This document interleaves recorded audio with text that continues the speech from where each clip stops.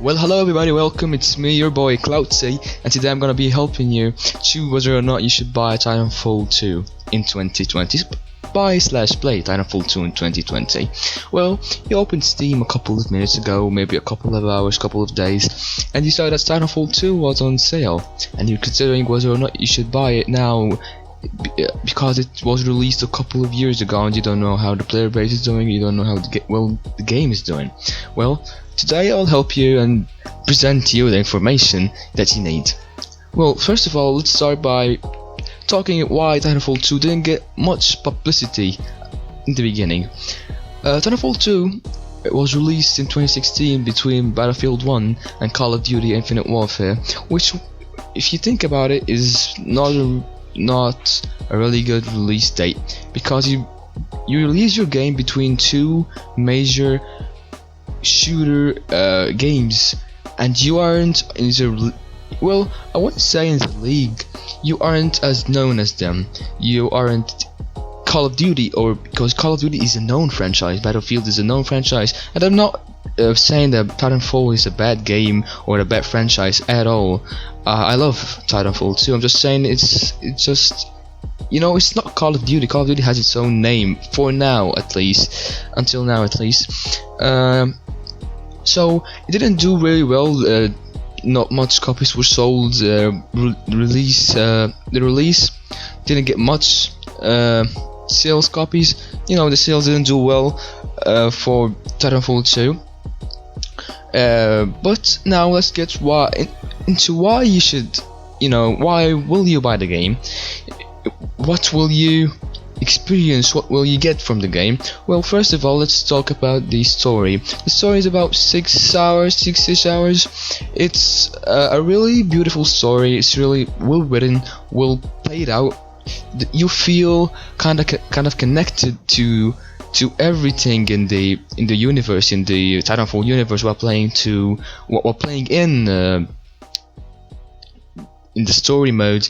You feel connected to your Titan BT. BT is the Titan you talk to and play with throughout the whole story, throughout the whole 6-hour story, and you really feel so connected to him that you'll actually remember him as a character after you finish. He's not like a character who's placed to get you through the story. No, he's actually like, for me at least, I feel like it was the main point of the story, and I've heard many people say the same thing about him, that he was really nice to have in the story. You feel so you just feel so warm with him, because you play as Jack Cooper, and you can play inside BT because you get inside the Titan.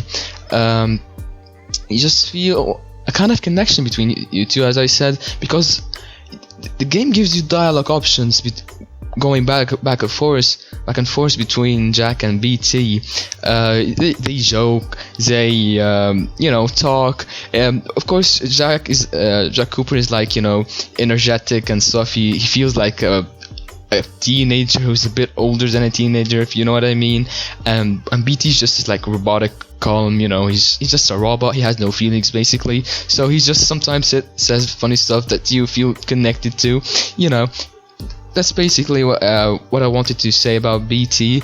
Now let's talk about the level design, how the game plays out. Well, the level design is fantastic. Seriously, I could say substantially memorable story. I really liked it. It stuck with me for some time. Yeah. The level design was on point, really. You experience different things throughout the couple of missions you play. You experience parkour, time traveling, things like that felt so different. You experience simulations. You feel like you're in the future. You feel so different. For me, these things Call of Duty couldn't get in the installments, the futuristic installments, like particularly in Infinite Warfare and games like that. I I liked Black Ops 3 and 4. They were a bit futuristic. They weren't bad at all. They were good. But Infinite Warfare didn't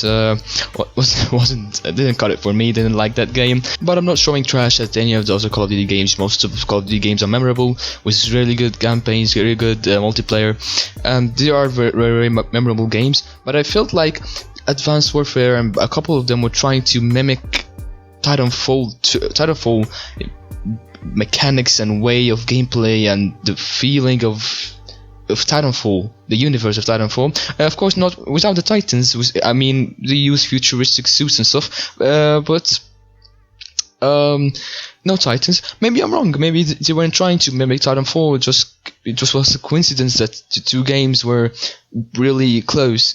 Yeah, so maybe I'm wrong. I'm a human being just like you, so I sometimes are wrong. Well, now, to sum up the story, I really think it was an enjoyable experience. The story was pretty enjoyable. I liked the story so much. I actually loved it. It actually stuck with me, as I said. I don't wanna spoil any kind of level design more than what I already spoiled, like the parkour and stuff. I want you to go into this. If you buy the game blind, you don't know what's gonna go on, you don't know what's happening. I want you to experience it by yourself.